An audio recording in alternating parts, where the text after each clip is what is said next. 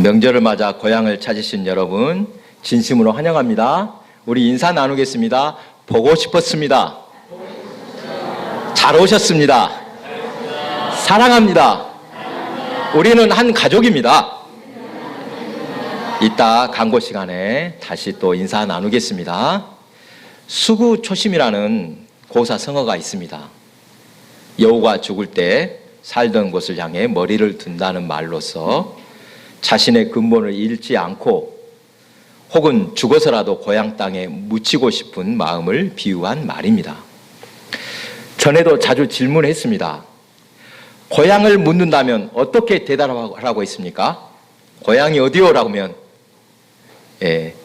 엊그제 인터넷 신문에서 한국 리서치에서 어디를 고향이라고 생각하느냐 조사한 결과가 실렸습니다. 어떻게 대답했을 것 같습니까? 제일 많은 것이 내가 태어난 곳이라는 응답이 전체 42%로 가장 많았습니다. 그 다음으로 성인이 되기 전 자란 곳이 33%, 또 오래 거주한 지역 16%, 친가 쪽 출신지가 4%, 현재 거주하는 곳 4% 순이었습니다. 다양한 답이 나왔지만 우리가 전에 나누었던 진짜 고향 어디라고 했습니까? 지금 어머니께서 계신 곳이 고향이라고 했습니다. 내가 고흥에서 태어났지만 어머니가 지금 서울서 사신다. 그러면 어머니 계신 곳을 고향으로 알라는 것이었습니다. 어머니께서 안 계시다면 선산이 있는 곳을 고향으로 여기라고 했습니다. 몇 년 전에 영국 문화협회에서 세계 102개 비영어권 국가 4만 명을 대상으로 가장 아름다운 단어, 좋아하는 단어는 무엇입니까? 라고 물었습니다. 그 결과 가장 아름다운 단어, mother, 무엇입니까? 어머니가 선정되었습니다. 사랑이나 또 열정, 순정, 미소 등 아름다운 말이 많이 있습니다만 어머니만큼 마음을 따뜻하고 포근하게 하는 말은 없는 것 같습니다.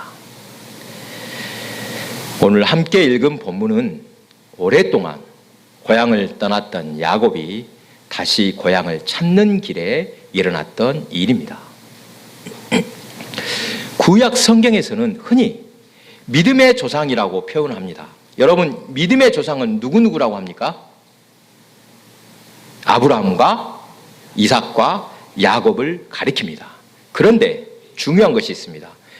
이 세 인물 중에서 가장 극적인 삶, 드라마와 같은 삶을 산 사람 누구입니까? 각자 다르겠지만 저는 야곱이라고 여겨집니다. 또 중요한 것이 이스라엘 백성은 자신의 시조를 누구라고 여기겠습니까? 야곱입니다. 잘하셨습니다.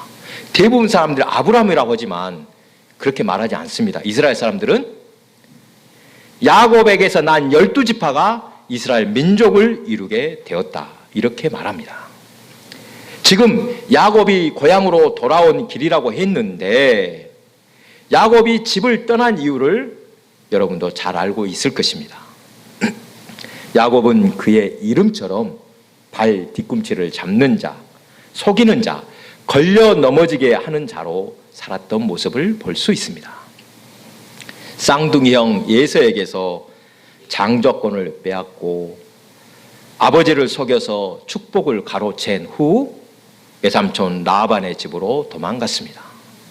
그곳 외삼촌 집에서 고생한 끝에 아내들과 자녀들과 많은 재산을 얻었습니다만 떠날 때는 야반 도주를 합니다. 외삼촌과 불편해져서 밤에 몰래 도망친 것입니다. 좋은 일입니까? 야곱은 종종 누군가와 관계가 불편해진 경우가 있었습니다. 어딘지 사귀기에 불편한 야곱인 것 같습니다.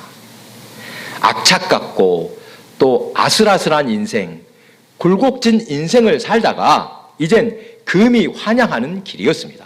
빈손으로 나갔다가 부자가 되어 고향으로 돌아오는 길입니다. 그렇게 그리운 고향으로 돌아올 때 야곱은 해결해야 할 큰 문제가 있었습니다.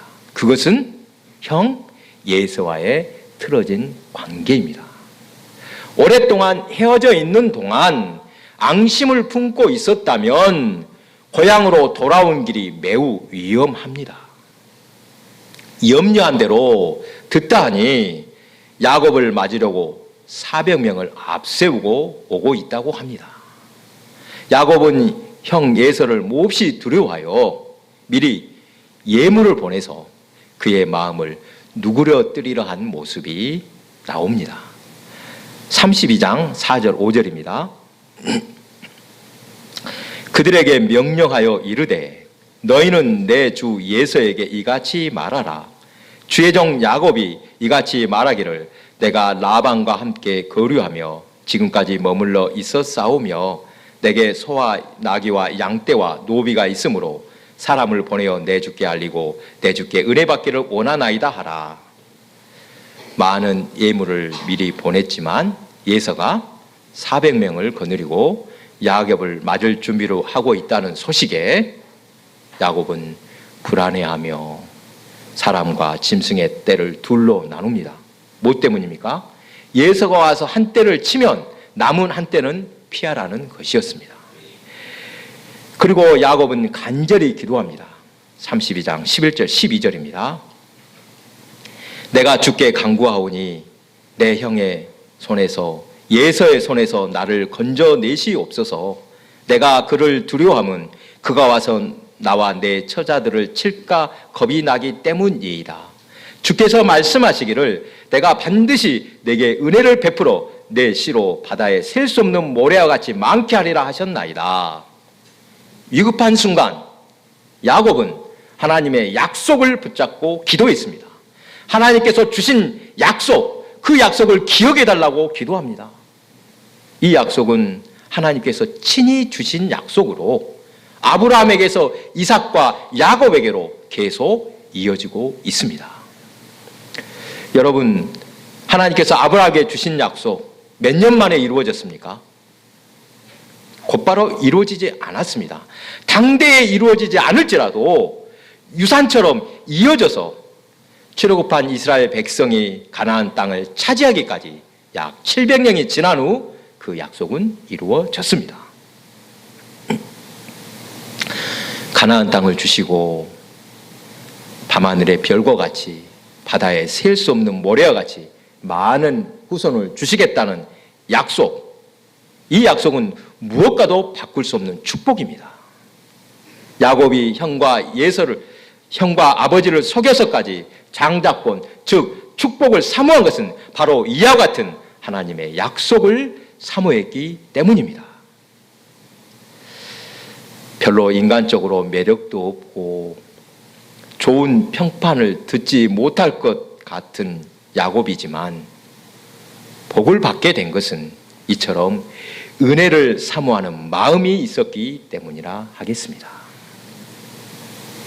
그런데 오늘 본문에서 눈여겨볼 것이 하나님의 사자가 야곱과 밤새 씨름하다가 그를 이기지 못하자 야곱의 허벅지 관절을 쳤다는 내용입니다.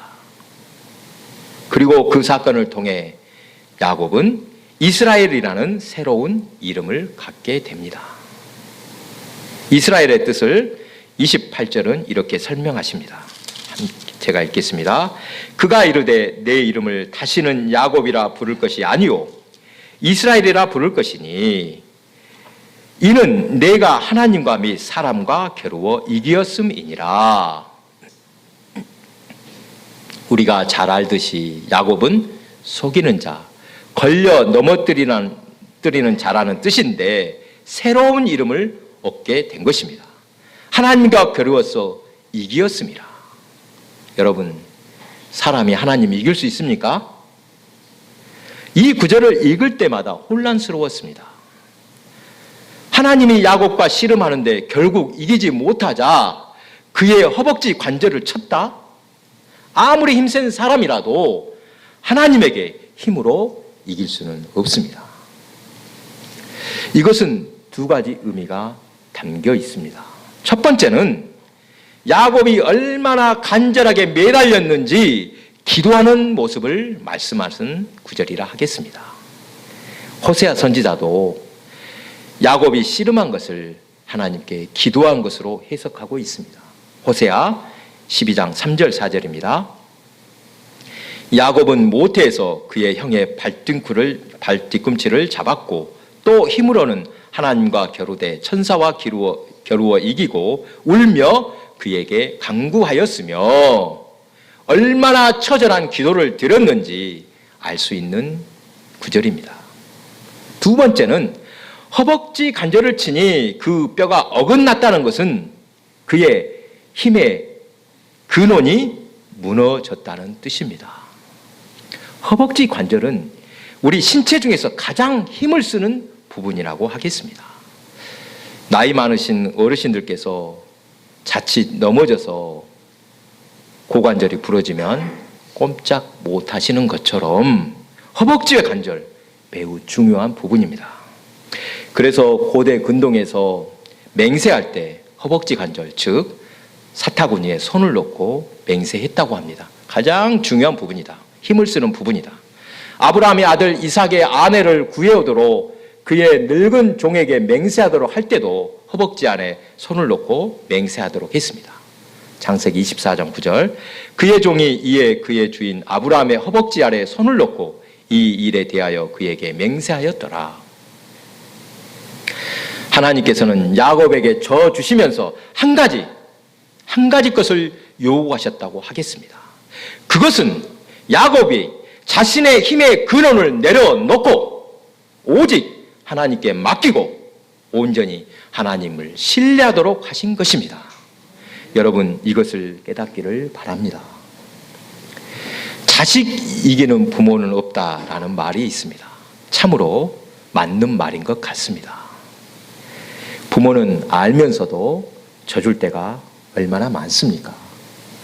그것이 사랑이라고 여기기 때문입니다. 그러나 자녀를 향한 부모의 마음은 변함이 없습니다.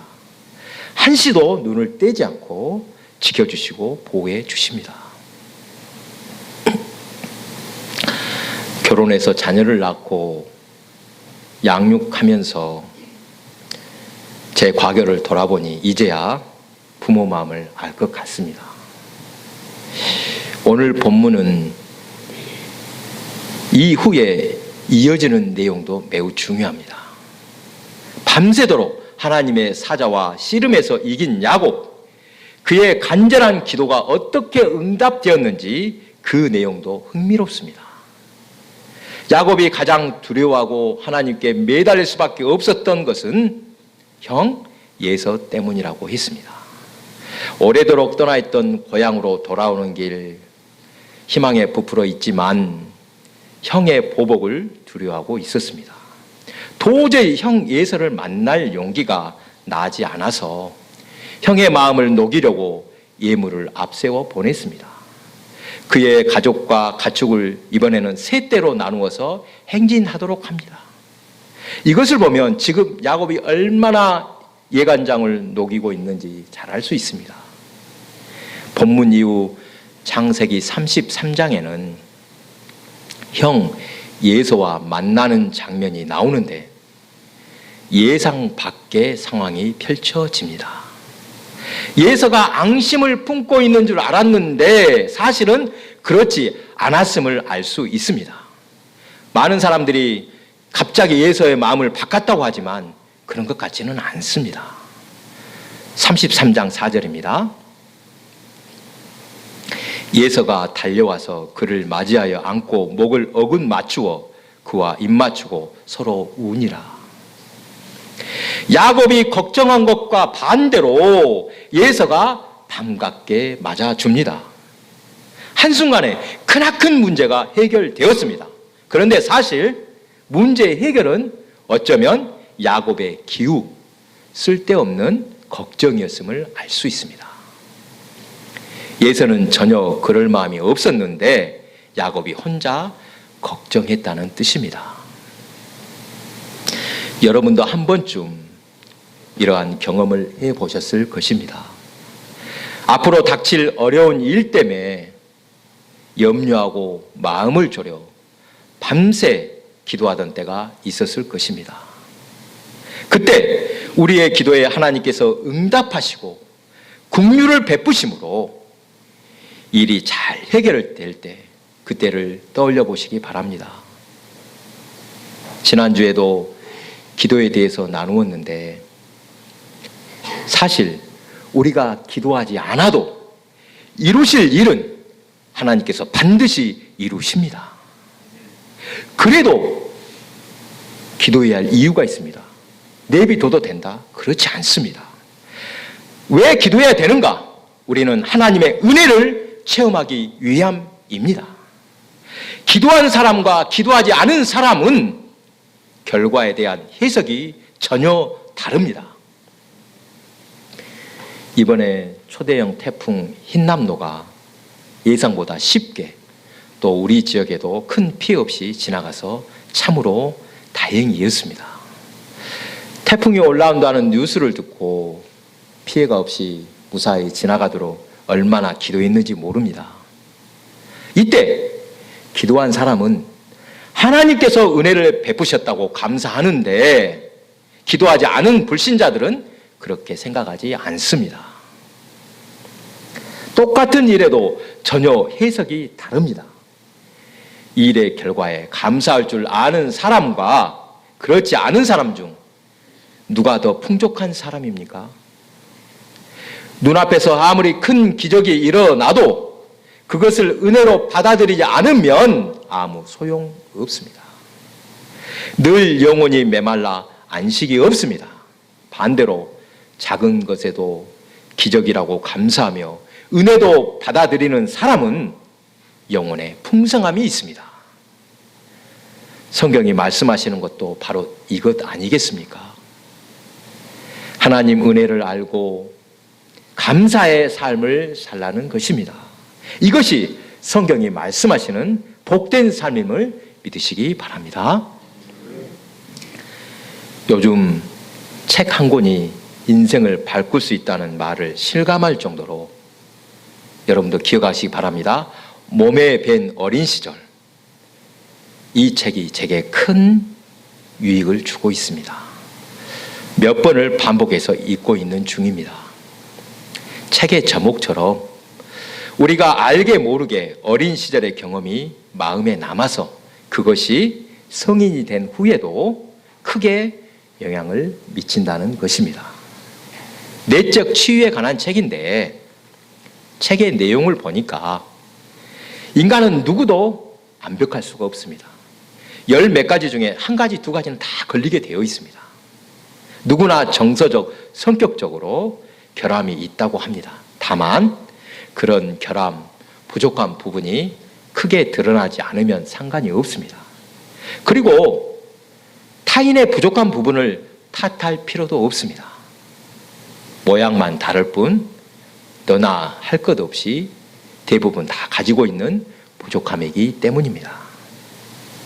문제는 상처와 그렇게 모난 부분을 어떻게 치료해 갈 것인가, 치료의 과정입니다. 어떤 사람이 발전 가능성이 있는가 하면 자신을 있는 그대로 인정하는 것에서부터 치유가 시작이 됩니다. 신앙인은 그러니까 하나님께 온전히 맡기는 훈련을 해야 한다는 것입니다. 여러분, 내가 할 수 있는 일과 할 수 없는 일이 분명히 있습니다. 맞습니까?